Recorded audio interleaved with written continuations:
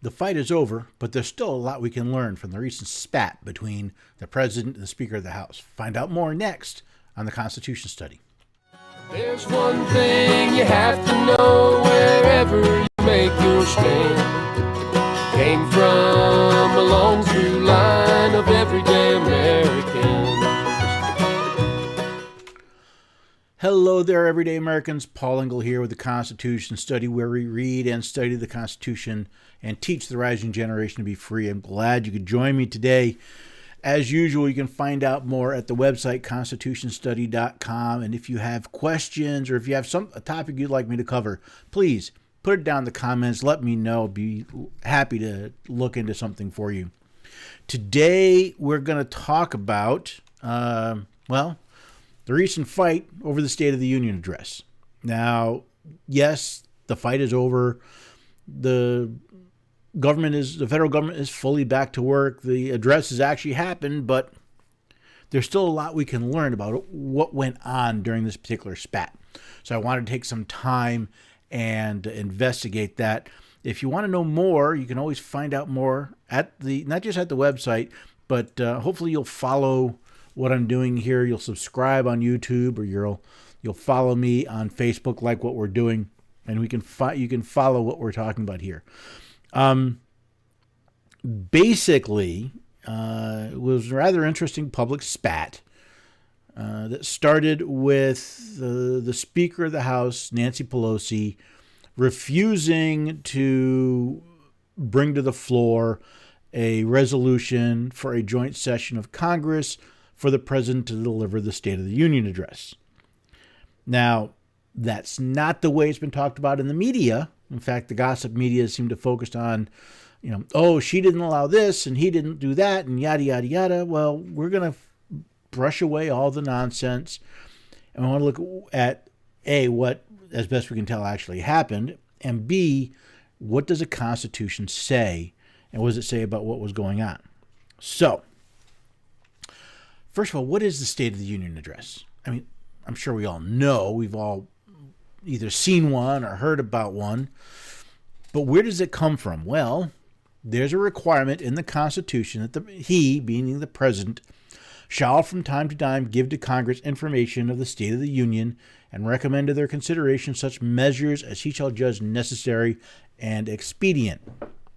Basically, the President has to, from time to time, tell Congress what's going on and what would he like them to do. Now, we have to remember, contrary to popular opinion, the President doesn't work for the people of the nation, at least not according to the Constitution. According to the Constitution, the President's role is to enact laws passed by Congress and to represent the Union, the states, in foreign affairs. Go through Article 2, Sections 2 and 3, and you'll notice that they all revolve around this process, this idea. So what we have here is a requirement that the President, the executive, tell Congress, the legislative branch, what's going on. Kind of like he's reporting to a boss, right? I mean, when I worked for corporations, about once a year, I'd have to send a message to my boss. And I didn't like it, but it's something we had to do that said, here's what I worked on last year. Here's what I'd like to work on this year. And it's kind of the same thing. It was never designed to be an address to the people. Notice it says he's to tell Congress. He's to give Congress information on the State of the Union. If we back up, we look a little bit of history. So much of the traditions that we have actually started with our first president, George Washington. And on August 30th, 1789, as part of his first inaugural address, he gave a State of the Union. He told the Congress about, here's where we stand.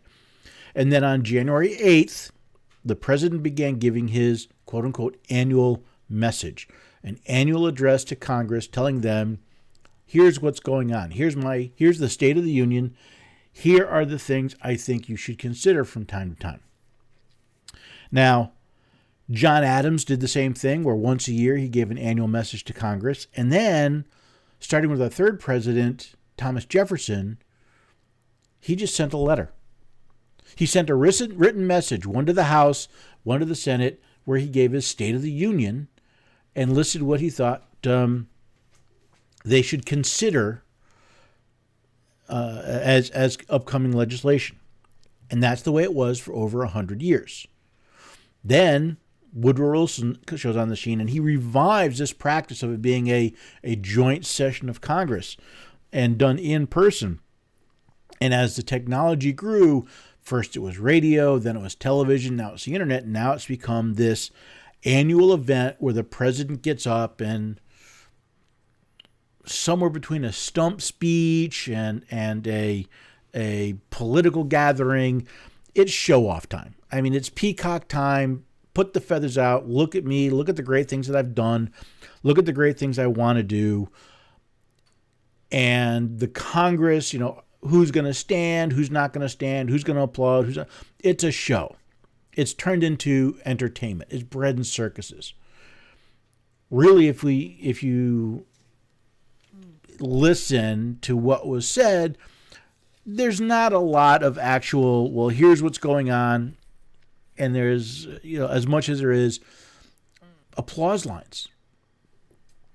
So this whole idea of it becoming a message to the nation, a message to the people, well, it's not a constitutional requirement.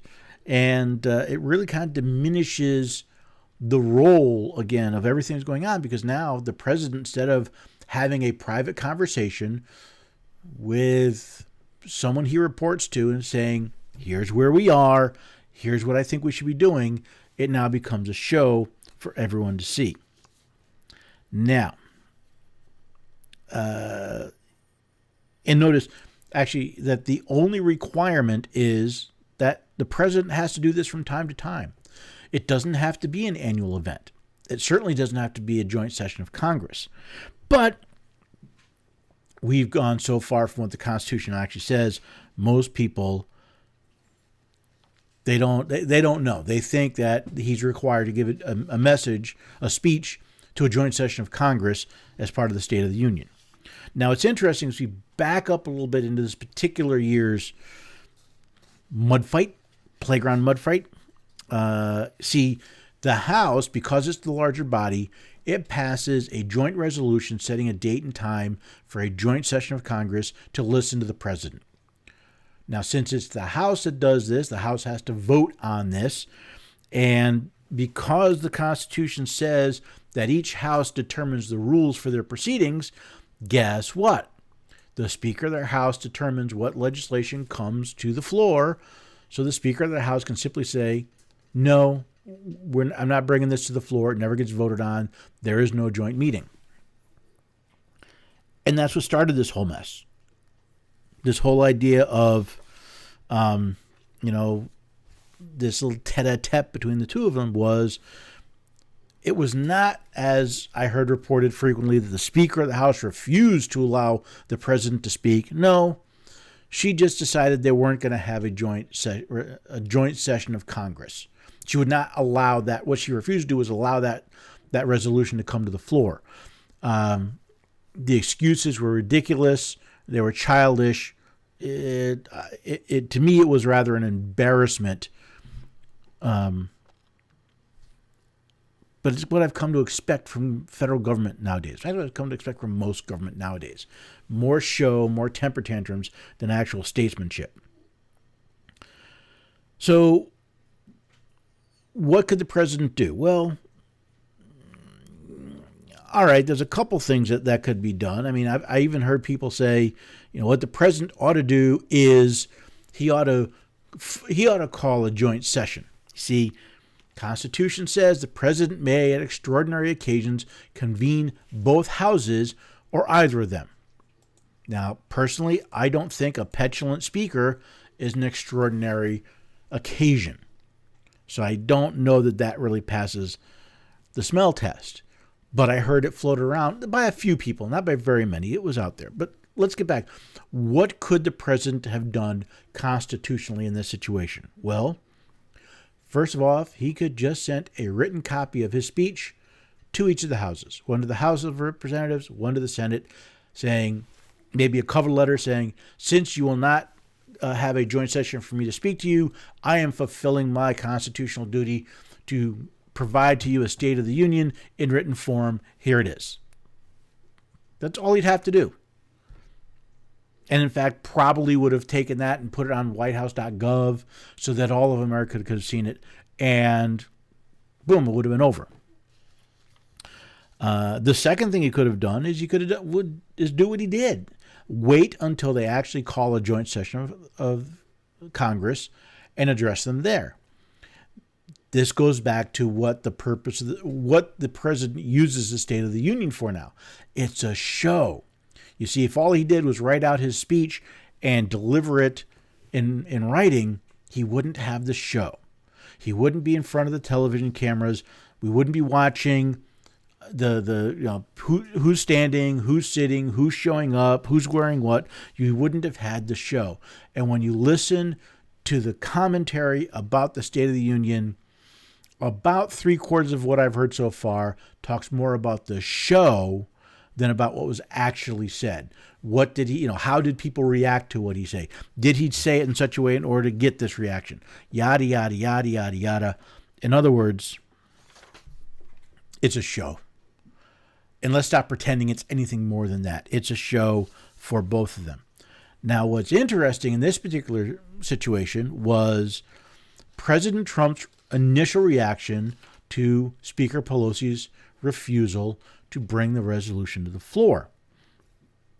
See, shortly after it was announced that she would not have a joint session for the State of the Union, suddenly Pelosi's access to military aircraft for a scheduled trip overseas was turned down. Apparently, Speaker Pelosi had scheduled a trip using military aircraft to go to Brussels and Afghanistan. And the president said, sorry, that's canceled. Now, the first question you should ask yourself is, could the president do this? Was this constitutional? Well, the president is commander-in-chief of the military. So pretty much unless Congress had passed legislation saying that the military will support congressional travel overseas under certain circumstances, yeah, the president can do this. In fact, if Congress didn't pass those rules, they shouldn't be allowed to do this in the first place. You see, we forget that the Congress makes the rules for government and regulation of the land and naval forces. Notice it's Article 1. That means it's Congress. Congress makes the rules for the military. Now, if Congress doesn't have a legislation that says this is when Congress people can use military aircraft, then they shouldn't be using it in the first place. No one ever thought of that. You see, that's really the question that I want to ask. Why was Speaker Pelosi traveling overseas on military aircraft in the first place? Now, from what I read in the news, the trip was to visit the troops in Afghanistan, and the stop in Brussels was more a pit stop, a chance to refuel, maybe some crew rest. But she was going to visit the troops. And as I said, Congress does make the rules for the military. So I suppose you could make a case that it would make sense for the speaker to go speak to the military. And since she was going into a combat zone, maybe military aircraft would be the way to do it. But it made me think, would flying the military equivalent of an airliner into Afghanistan so that the Speaker of the House can visit with the troops for a few hours, is that really the best use of her time? Is that the best use of military assets? A week to do all of this travel when everyone's at the time was whining and complaining about, oh, the poor furloughed federal workers, they're not getting paid. Oh, how terrible. Excuse me while I go catch an airplane to go fly overseas for a meet and greet? To press the flesh? With all the military bases that the troops are rotating through here in the States, is that really the best use of the speaker's time? The cost, like I said, this is either a 737 or a 757. We're not talking even a little Lear jet. At least as I understood it. I may be wrong. But this is an airliner that's being sent, and no one's talking about that. With all this talk about furloughed workers and missed paychecks, maybe both sides of Pennsylvania Avenue could spend a little more time looking at actual serious economic and diplomatic situations this country is into, and a little less time playing meet and greet with the troops. Photo ops. Then again, maybe I'm expecting too much from the children that we hire to send to Washington, to expect them to actually become statesmen, to focus on what is important to the security, to the running of our nation, rather than playing a political game of spitball between two of the leaders in the government. I don't know. Maybe I'm asking too much for them. But then again, we are the ones that hire them, didn't we? You see, if the president is going to Congress to tell him what he's doing because they're kind of his boss, aren't we their boss? Ladies and gentlemen, San Francisco, is that really where you want your representative, Nancy Pelosi, spending her time? Maybe it is. Hey, rest of America, is that really where you want the Speaker of their House spending their time? Is it more important for them to go say hello to the troops than it is to work out at the time, a shutdown that was so terrible, so troublesome that she could not allow a State of the Union address, but she could spend a week out of the country for a political trip.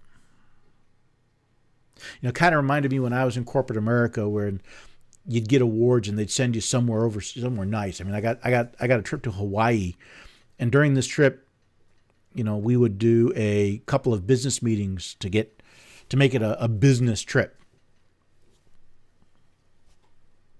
Nobody thought it was a business trip, and nobody thought Nancy Pelosi's trip was a business trip. But that's the state of our representatives. That's the state of the people we hire to represent us and to represent our nation. So I don't know about you. I was not impressed by this particular engagement between elected officials. I thought it was fairly petty on both sides, and as kind of as much as I'm glad someone stood up to Nancy Pelosi, I really think it's a pretty sad state of affairs. But it's pretty much what I've come to expect from Washington. So, again, please, if you're on Facebook, hit the subscribe button, hit the bell so you get notified when I release new videos. Facebook, please follow and like the page. You can follow me there. I've also got the audio podcast on Apple and Google Music. Head over to the website, Constitution Study. Please, let me know what you think. Do you agree with what I said about this situation? Put it in the comments. If you have something else you would like me to discuss or go over, put it in the comments. That's how I get the ideas and the fodder for this environment. And I'm hoping the video now will bring out some more interaction. So again, I hope you enjoyed this, and I hope to see you again the next time on the Constitution Study. There's one thing you have to know wherever you make your stand. Came from a long through line of everyday Americans.